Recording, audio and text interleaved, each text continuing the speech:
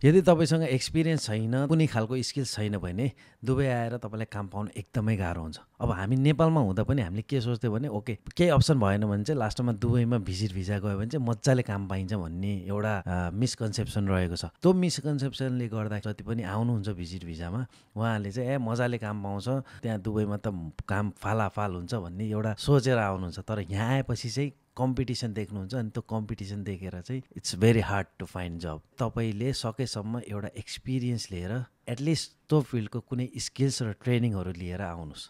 Training पनि एकदम राम्रोसँग बुझेर राम्रो ठाउँबाट गर्नुभयो भने चाहिँ राम्रो हुन्छ। जस्तै कि अब अरू फिल्डमा चाहिँ अब मलाई त्यति थाहा भएन, कफीको फिल्डमा चाहिँ दुबईमा आएर जब खोज्न चाहनुहुन्छ भने चाहिँ स्पेसियालिटी कफीको बारेमा मजाले डिटेलमा ट्रेनिङ लिएर आउनुहोस्। अब स्पेसियालिटी कफीको ट्रेनिङहरू धेरै ट्रेनिङ सेन्टरहरूमा ट्रेनिङहरू भइरहेको छ अनि दुबईको मार्केटमा पनि स्पेसियालिटी कफी नलेज भएको मान्छेहरूलाई चाहिँ धेरै प्रायोरिटी दिने गर्दछन्। अब अर्को सिचुएसन आइसक्नुभयो, तपाईँसँग स्किल्स पनि छैन, तपाईँसँग एक्सपिरियन्स पनि छैन भने त के गर्ने त? त्यो अवस्थामा चाहिँ यदि वरिष्ठ फिल्डमा नै काम गर्न चाहनुहुन्छ, इन्टरनेटबाट धेरै रिसर्चहरू गर्न सकिन्छ, त्यो रिसर्चहरू गर्नुहोस्, यहाँको मार्केट कस्तो छ त्यो बुझ्नुहोस्, अनि सकिन्छ भने त्यो बारेमा एउटा सानो ट्रेनिङ भए पनि लिनुहोस्। अब कफीको लागि चाहिँ तपाईँले दुबईमा हुनुहुन्छ भने चाहिँ पासा कफीमा कन्ट्याक्ट गरेर तपाईँले 12 दिनको ट्रेनिङ लिन सक्नुहुन्छ। त्यसले गर्दा चाहिँ तपाईँलाई यहाँको मार्केटमा जब पाउनको लागि एकदमै सजिलो हुन्छ। किनभने पासा कफीमा जुन ट्रेनिङ हुन्छ त्यो चाहिँ दुबईको मार्केटमा चाहिने खालको स्पेसियालिटी कफी ट्रेनिङ,